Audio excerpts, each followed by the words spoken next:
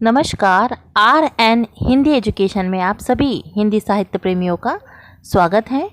आज हमारे अध्ययन का विषय है हिंदी कहानी आकाशदीप, जो कि जयशंकर प्रसाद द्वारा रचित है और हमारे नेट के पाठ्यक्रम में रखी गई है।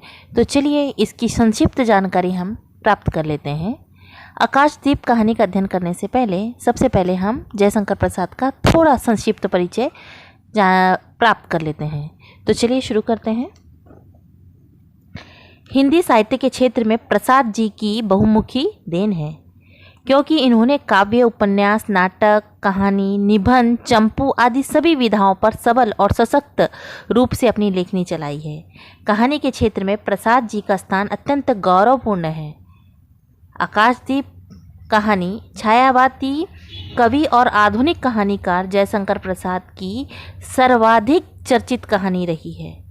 इसमें कहानीकार ने बड़ी ही सजगता के साथ इतिहास और कल्पना का सुंदर समन्वय बिठाया है।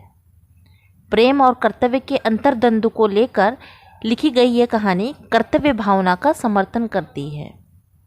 इस कहानी की प्रमुख नायिका हैं चंपा और इस कहानी के नायक हैं बुद्धगुप्त और इस कहानी की खलनायक है मणिभद्र। तो कहानी इस तरह से शुरू होती है कि जो बुद्धगुप्त है वह अपने जहाज़ में, पानी के जहाज़ में चंपा और बुद्धगुप्त दोनों को बंदी बना के रखता है, परंतु जहाज़ में तूफ़ान या समुद्र में तूफ़ान आने के कारण जहाज़ में कुछ हलचल पैदा होती है और जितना भी है जहाज़ का जो वातावरण है वो सब ऐसा हो जाता है कि जहाज़ हिलने डुलने लगता है, डूबने की कगार में आ जाता है। तो उस समय जो बंदी बने हुए जितने भी बंदी रहते हैं वो अपने आप को छुड़ाने का प्रयत्न करते हैं। तो इसमें जो चंपा है उसे भी बंदी बना के रखा गया है और इसका कारण ये है कि मणिभद्र जो रहता है वो उसके यहाँ पर चंपा के पिता काम करते हैं। पर क्या होता है कि एक बार उसके जहाज़ में जलदस्युओं द्वारा आक्रमण किया जाता है, जिसके कारण चंपा के जो पिता है वो मर जाते हैं, परंतु मरते समय भी वो 7 लोगों को मार के मरते हैं। चंपा को ये बात हमेशा याद रहती है कि उसके पिता के मृत्यु का कारण जलदस्यु ही है, ऐसा उसे लगता है। और उसके पिता की मृत्यु के बाद मणिभद्र जो है वो क्या करता है, चंपा को अपनी ओर आकर्षित करता है और वो उससे गलत प्रस्ताव रखता है या उसको वो अपनी बनाना चाहता है या उस पर गलत नज़र रखता है, जिसके कारण वह चंपा से विवाह का प्रस्ताव रखता है। पर चंपा उसके विवाह के प्रस्ताव को ठुकरा देती है, पर मणिभद्र उसे किसी ना किसी कीमत में प्राप्त करना चाहता है, इसीलिए वो उसको अपने जहाज़ में बंदी बना के रखता है। वही बुद्धगुप्त को भी बंदी बना के रखा है।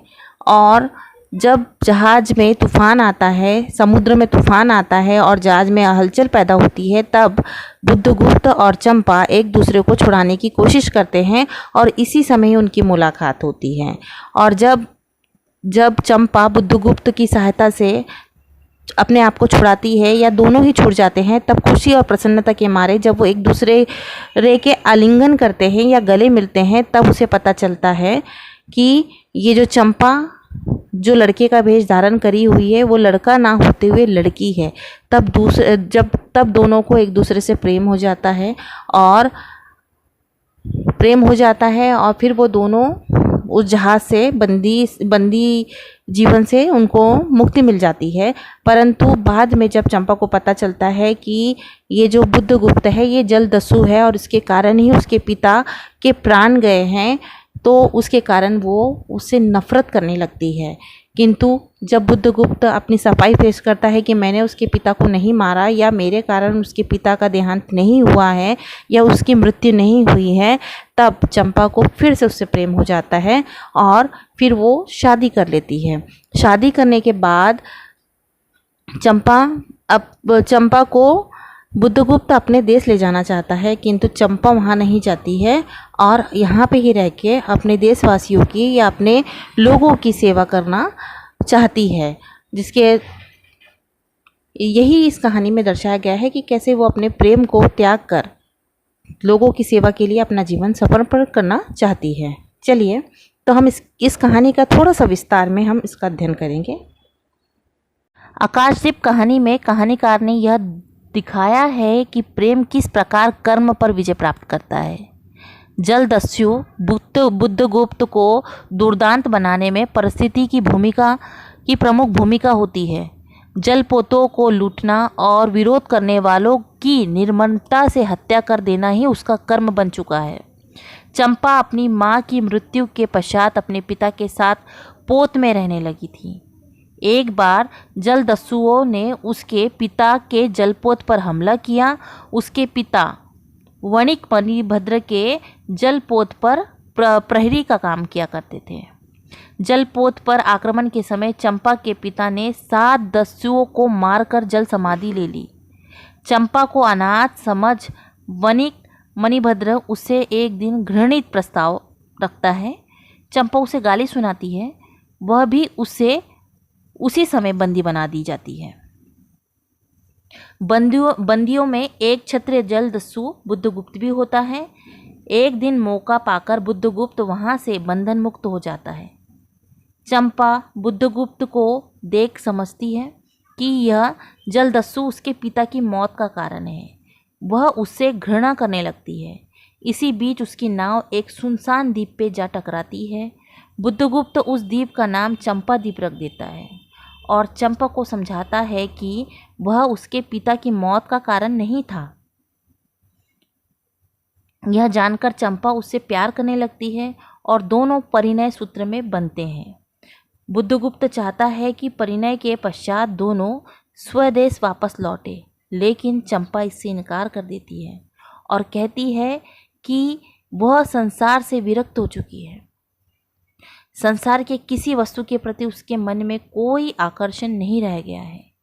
एक दिन समुद्र में जलते दीपों की चमक देखकर उसे अपनी माँ की याद आ जाती है। वह बताती है कि इस चमक में किसी के आगमन की उम्मीद भरी हुई है। चंपा कहती है कि जब उसके पिता समुद्र में जाया करते थे तो उसकी माँ ऊंचे खंबे पर आकाश जलाकर उसका इंतजार किया करती थी। इसलिए मैं भी निरंतर आकाश में छितराए तारों की चमक समुद्र के जल में देखती रहती हूँ।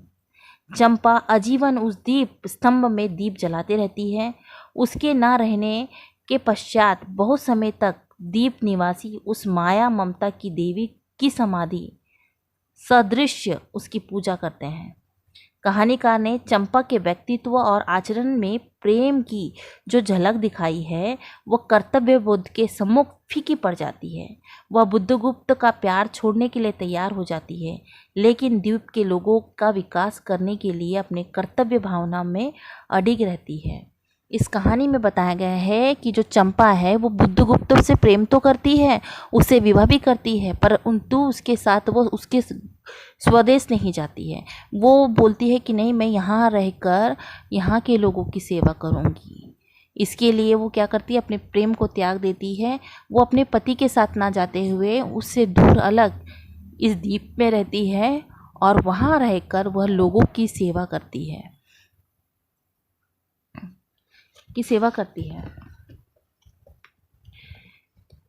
जयशंकर प्रसाद एक सफल नाटककार है, अतः संवाद लिखने की क्षमता इस कहानी में पूरी शक्ति के साथ उभर कर आई है। नाटकीय सौंदर्यता का सम्मिश्रण से इनकी ऐतिहासिक शैली तो प्रशंसनीय है, परंतु मनोवैज्ञानिकता का संदिग्धवेश में कथानक में रोचकता और प्रभाव में अत्यधिक वृद्धि हुई है। यही कारण है कि भाव प्रधान कहानियों में आकाशदीप श्रेष्ठ कहानी के रूप में मानी जाती है। इस प्रकार जो आकाशदीप कहानी है वो प्रेम और कर्तव्य से जुड़ी हुई कहानी है, जो कि हमें अपने कर्तव्य मार्ग की ओर आगे बढ़ने का मार्गदर्शन करती है कि जब प्यार और कर्तव्य की बात आई तो हमें अपना कर्तव्य चुनना चाहिए। यदि हमें अपने स्वार्थ को छोड़कर यदि लोगों की सेवा करने का मौका मिले तो हमें उसके लिए हमेशा तत्पर रहना चाहिए। इस कहानी का जो मेन उद्देश्य है वो लोगों की सेवा और अपने कर्तव्य का निर्वाह करने ही इस कहानी का प्रमुख उद्देश्य है। आशा करते हैं कि आप सभी को ये कहानी समझ में आई होगी। धन्यवाद।